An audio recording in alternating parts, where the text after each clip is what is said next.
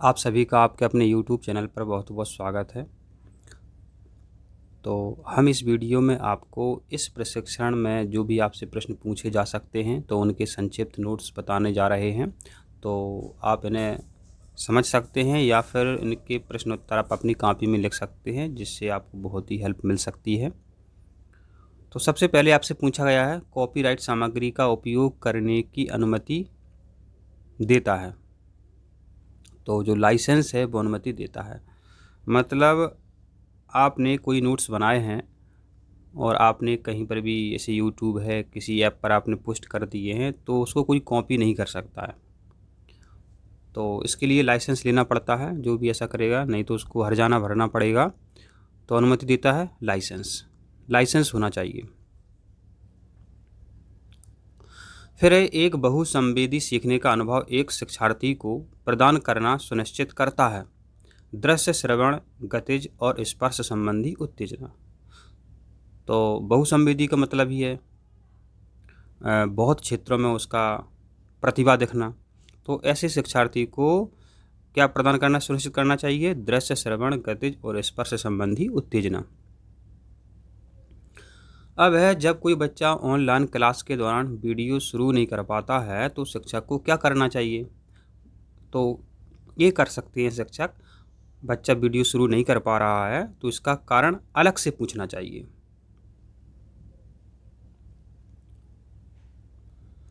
इनमें से क्या सत्य नहीं है? तो एक इंटरएक्टिव कंप्यूटर सिमुलेशन सीधे उपयोगकर्ताओं को परिणाम प्रदर्शित नहीं करता है।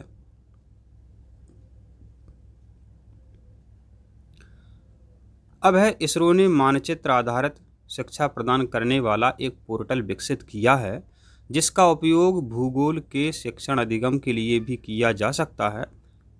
पोर्टल का नाम है भुवन।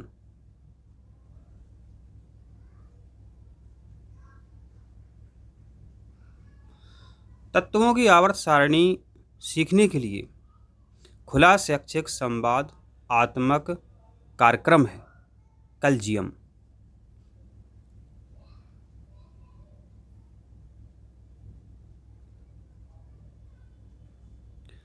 निम्न में से कौन सा एक मुक्त और खुला स्रोत सॉफ्टवेयर नहीं है? Microsoft word. आप सभी जानते हैं, जो टाइपिंग करते हैं कंप्यूटर पे, वो सॉफ्टवेयर का नाम होता है माइक्रोसॉफ्ट वर्ड। वर्ड तो आपने सुना ही है। फिर है, एनसीईआरटी की आईसीटी पहल क्या है? तो इसका उत्तर है NAD-NDL, इंडिया ई शोध सिंस, ESS और talk to a teacher programme.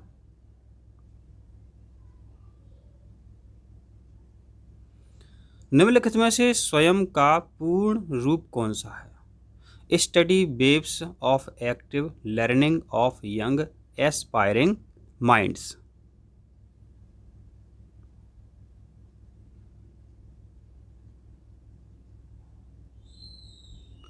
एक डिजिटल प्रश्नोत्तरी निम्नलिखित में से किस उद्देश्य के लिए उपयोगी है?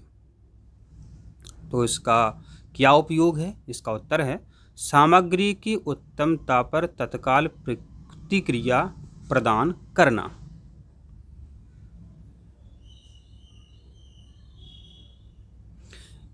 एक अच्छा पासवर्ड वह होता है जो आपके लिए याद रखना बहुत आसान होता है, लेकिन दूसरों के लिए रटना समझना बहुत मुश्किल होता है। कैसे जाना जाए कि अमुक वेबसाइट एक विश्वसनीय स्रोत है? को लेखक और उसकी जानकारी को सत्यापित किया जा सकता है। कोई वेबसाइट है, उस पर जो जानकारी है सही है गलत है, तो इसको हम कैसे सत्यापित कर सकते हैं? तो इसका उत्तर है लेखक और उसकी जानकारी को सत्यापित किया जा सकता है।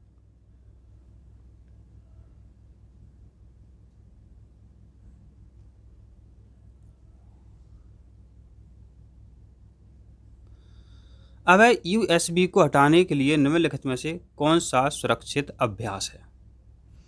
तो इजेक्ट करें और फिर निकालें। जैसे आपने कंप्यूटर में कोई बाहर से कार्ड लगाया है, तो उसको एकदम उससे निकालना नहीं चाहिए। तो उस पर कंप्यूटर में एक इजेक्ट करें और फिर निकालें, ऐसा एक मतलब आप देख सकते हैं उसमें लिख कर के आता है, तो तभी आप इसको निकाल सकते हैं। नहीं तो वो क्या है, फॉर्मेट हो सकती है, डिस्क खराब हो सकता है कंप्यूटर।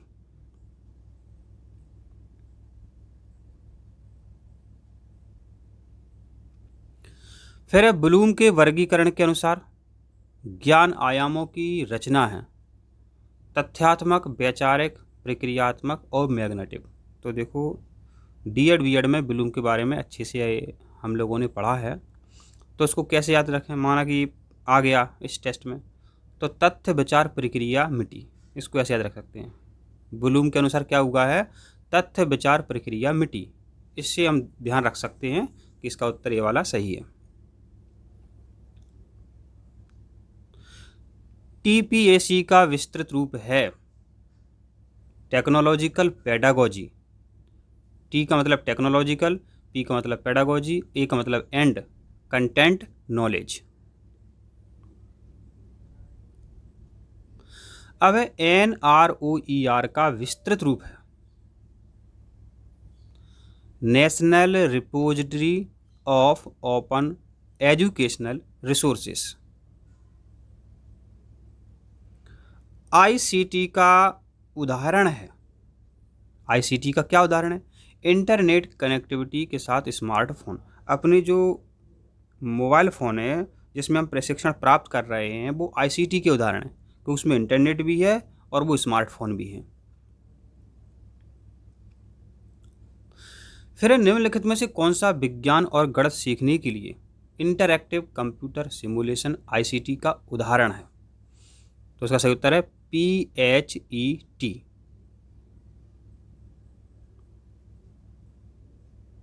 अब है किसे ICT उपकरण नहीं माना जाता है? तो पाठ्य पुस्तकों को ICT उपकरण नहीं माना जाता है। निम्नलिखित में से गणित सीखने के लिए एक बहुत उपयोगी उपकरण कौन सा है? तो इसका उत्तर है जियोजेब्रा। फिर आपसे पूछा है साइबर बुलिंग क्या है इलेक्ट्रॉनिक के लिए? तो इलेक्ट्रॉनिक इंटरनेट और अन्य साइबर माध्यमों का उपयोग करके धमकाना या उत्पीड़न करना। तो मोबाइल से, कंप्यूटर से जितने फ्रॉड होते हैं वो साइबर बुलिंग के अंतर्गत ही आते हैं। तो इलेक्ट्रॉनिक इंटरनेट और अन्य साइबर माध्यमों का उपयोग करके धमकाना, उत्पीड़न करना, ये सब साइबर बुलिंग कहलाता है। अब शिक्षण, सीखने और मूल्यांकन में ICT की एकीकृत करने का कौशल निम्नलिखित में से किसके आधार पर होता है? तो इसका सही उत्तर है TPAC। अब कौन सा संगठन विद्यालय विद्यार्थियों के लिए कोर्स प्रदान करता है? राष्ट्रीय मुक्त विद्यालय शिक्षा संस्थान NIOS।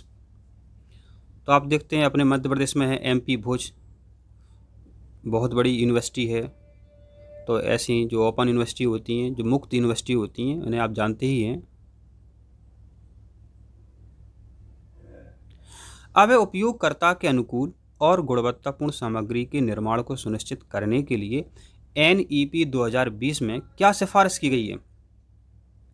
उपयोगकर्ताओं द्वारा रेटिंग और समीक्षा। मतलब जो हम प्रशिक्षण में आपने देखा होगा बीच बीच में एक रेटिंग का जो है मैसेज आता है, तो उसमें रेटिंग दे सकते हैं आप। इन्होंने जो सामग्री बनाई है और हमें प्रशिक्षण करना है उनका, तो वो आपको अच्छी लगी, खराब लगी, तो उपयोगकर्ताओं द्वारा रेटिंग और समीक्षा हम दे सकते हैं NEP 2020 में। SMS तकनीक के बारे में निम्नलिखित में से कौन सा कथन सत्य है?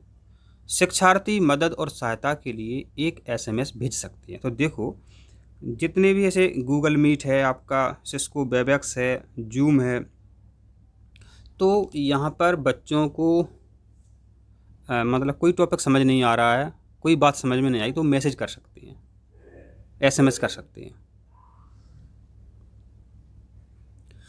निम्नलिखित में से कौन सा टेलीकास्टिंग प्रोग्राम है?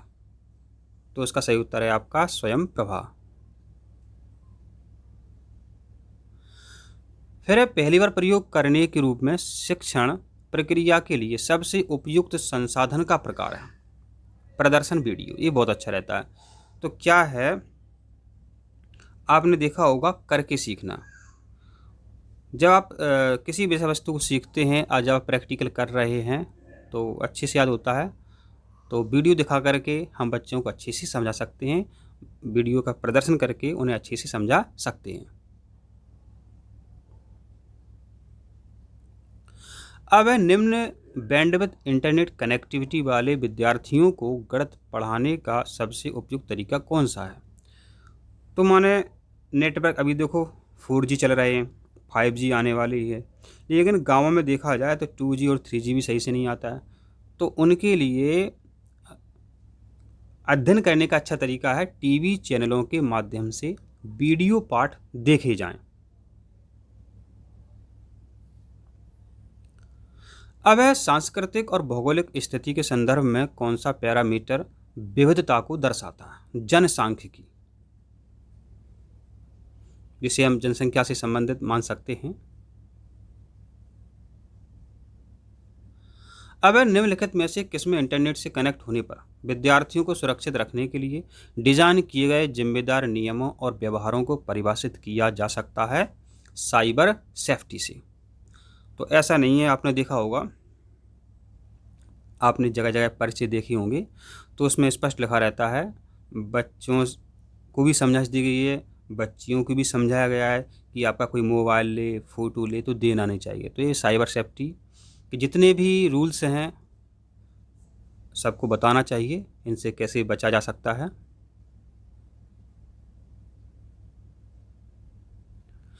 अब है निम्नलिखित में से कौन सा एक कथन सही नहीं है। आईसीटी का मतलब सिर्फ कंप्यूटर के साथ काम करना है। तो देखो, आप स्मार्टफोन भी यूज करते हैं, ठीक है, तो अब इसमें लिखा है कि आईसीटी का मतलब सिर्फ कंप्यूटर के साथ काम करना है, तो ये गलत हो गया।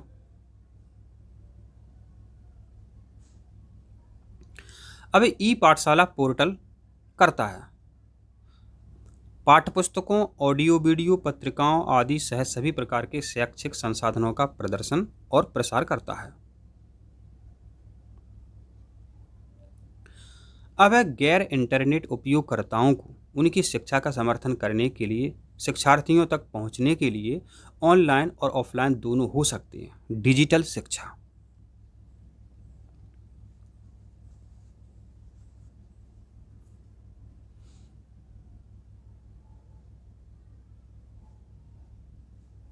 निम्नलिखित मैसेज दीक्षा क्या संदर्भित करती है। ज्ञान साझा करने के लिए डिजिटल इंफ्रास्ट्रक्चर। अब NEP 2020 के अनुसार निम्नलिखित में से कौन सा कथन शिक्षा में प्रतियोगी समावेशन के संबंध में सही है। तो इसका उत्तर है शैक्षिक पहुंच में सुधार, शिक्षा शिक्षण अधिगम, मूल्यांकन और शिक्षक तैयारी।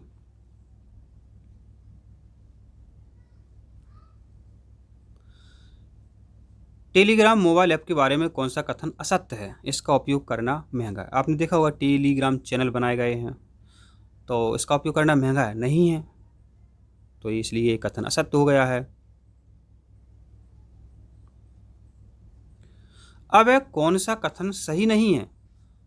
तो इसका उत्तर है open source video editor game और एनिमेशन बनाने के लिए मुफ्त प्रोग्रामिंग ऑनलाइन सॉफ्टवेयर है। ये कथन सही नहीं है, ये मुफ्त में नहीं आता है।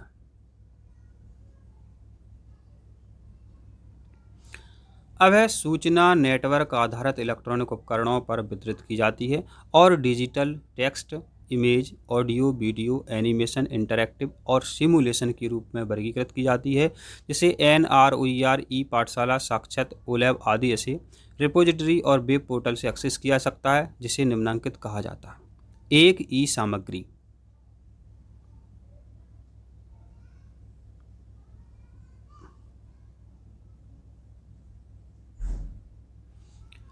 अब ICT निम्न को संदर्भित नहीं करता है, तो इसका सही उत्तर है कल्पना। इस तरह आपने देखे कि सभी महत्वपूर्ण प्रश्न और उनके उत्तर हमने आपको बता दिए हैं। आशा करते हैं इनसे ही परीक्षा में आपसे प्रश्न पूछे जा सकते हैं।